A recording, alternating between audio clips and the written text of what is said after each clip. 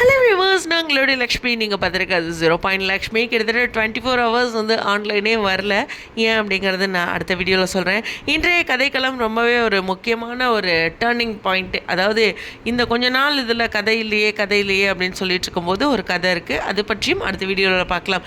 But இன்றைக்கி நிச்சயமாக அம்மாவோட மிஸ்ஸிங் அப்படிங்கிறது காவேரியை ஒன்றும் இல்லை. நம்ம ஸ்கூல் போயிட்டு வரோம் இல்லையா, அந்த காலகட்டத்திலேருந்தே சொல்கிறேன். ஸ்கூல் விட்டு வந்த உடனே அம்மா மட்டும் வீட்டில் இல்லைன்னு வச்சுக்கோங்களேன், அவ்வளோதான். வர்ற கோவத்துக்கு அளவே இருக்காது. நான் வீட்டுக்கு வந்தால் நீ இருக்கணும் அப்படின்னு தான் நான் எப்போயுமே சொல்வேன். எனக்குமே ஒரு நாள் அம்மா ஊருக்கு போகிறாங்க அப்படின்னாவே டவுன் ஆகிடும் மனசு. இன்னுமே ஸ்டில் என் வீட்டுக்கு வந்துட்டு அம்மா போனாங்கன்னா அன்றைக்கி கொஞ்சம் நேரம் எனக்கு வேலையே ஓடாது. நீ வர்றது கூட எனக்கு பிரச்சனை இல்லைம்மா, வந்துட்டு போகிறல அந்த பெயின் இருக்குது பாரு, அது இன்னும் எவ்ரி டைம் எனக்கு ரொம்ப கஷ்டமாக இருக்கும் அப்படிமே. ஸோ அம்மா மேலே இருக்க பாசம் அப்படிங்கிறது எல்லாத்துக்கும் தனி. அப்படிங்கும்போது காவேரியும் அது ரொம்ப டவுன் ஆகிறாங்க.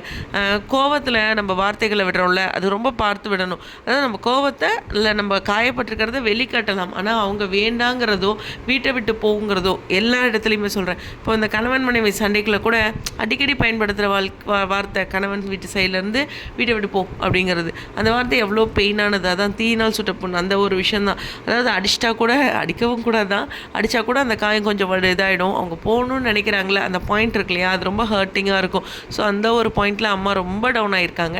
ஸோ அவங்க அந்த போகும்போது இருந்தது. பட் இன்றைக்கான காட்சிகள்லேயே அம்மாவை பார்த்தது அப்படிங்கிறது இருக்குது. பட் இன்றைக்கி ஸ்பெஷல் சீன் அப்படின்னா காவேரியோட அந்த தவிப்பில் விஜய் வந்து அந்த கை மேலே வச்சு நான் இருக்கேன் பார்த்துக்கலாம் அப்படிங்கிற அந்த ஒரு பாயிண்ட் வந்து ஒரு முக்கியமான விஷயம். அது மட்டும் இல்லை, நம்ம வாழ்க்கையில் யார் நமக்கு ரொம்ப முக்கியம் அப்படிங்கிறதும் ஒரு பாயிண்டில் தெரியும். அப்போ விஜய் தான் அவங்களுக்கு அப்படிங்கிற அந்த பாயிண்டில் அவங்க கால் பண்ணாங்க இல்லையா, அதுவும் இன்றைக்கான ஹைலைட். எனிவேஸ் நேற்றும் இதே மாதிரியான ஒரு சீன் தான் பார்த்துருப்பீங்க. எனிவேஸ் உங்களுடைய கருத்துக்கள் ஸ்டேடியம்.